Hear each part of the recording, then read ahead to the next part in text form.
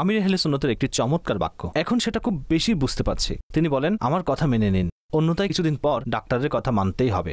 এবং বিশ্বাস করুন, এটা 100% খাঁটি কথা।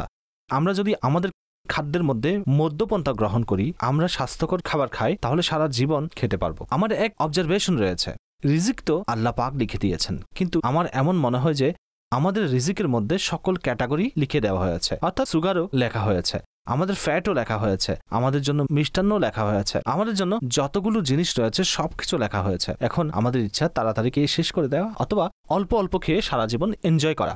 কিছু মানুষ বেশি পরিমাণে মিষ্টি খেয়ে থাকে, সকল প্রকার জুস পান করে, কিছুদিন পর ডাক্তার বলে আপনার সুগার হয়েছে, এসব খাবার বন্ধ রাখতে হবে। লোকটি তো কোটা পূরণ করে ফেলেছে।